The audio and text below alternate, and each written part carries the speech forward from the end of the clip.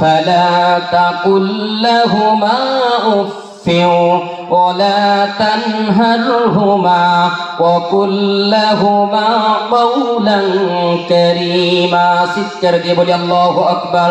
একটু জিকির করেন সুবহানাল্লাহ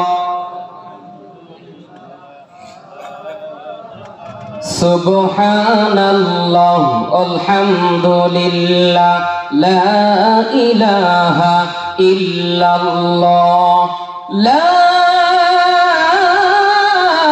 ইলাহা ইল্লাল্লাহ মুহাম্মাদুর রাসূলুল্লাহ সাল্লাল্লাহু আলাইহি ওয়াসাল্লাম।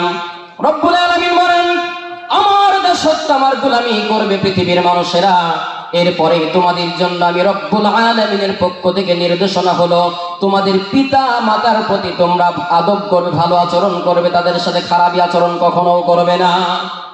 কারণ তারা কষ্টের পর কষ্ট সহ্য করে তোমাদেরকে দুনিয়ার আলো বাতাস দেখাইছে। আমরা যখন আমাদের মায়ের পেটের ভিতরে ছিলাম, আমাদের মা সারাটা দিন না খেয়ে ক্ষুধার্ত অবস্থায় ডাইনিং টেবিলে বসে গেল।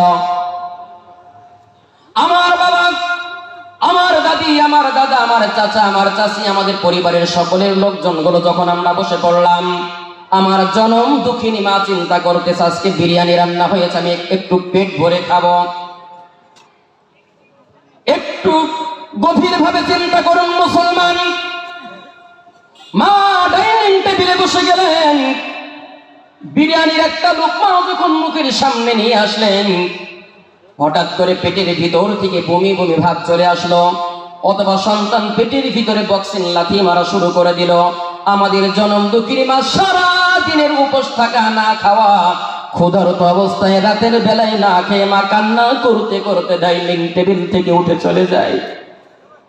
আমাদের দাদি, আমাদের বাবা যখন জিজ্ঞাসা করলো, রহিমা, জরিনা, তুমি কেন না খেয়ে হাঁটতেছো? আমাদের মা চোখের পানি ঝরাই দিয়ে ডাকতে বলেছিল, পেটের ভিতর থেকে কেন জানি বমি বমি ভাব লাগতেছে, এই জন্য আমি খাইতে পারি নাই। সময় সংক্ষিপ্ত প্রিয় মুসলমান, মা আমাদেরকে দুনিয়ার আলো বাতাস দেখাইতে গিয়ে নিজের শরীর থেকে এক বালতি তাজা রক্ত ঝরিয়ে দিলেন। আমাদের মা যুদ্ধের ময়দানে শহীদরা যেমনি রক্তাক্ত হওয়ার পরে ছটফট ছটফট করতে থাকে, আমাদের জনম দুঃখিনী মাও ঠিক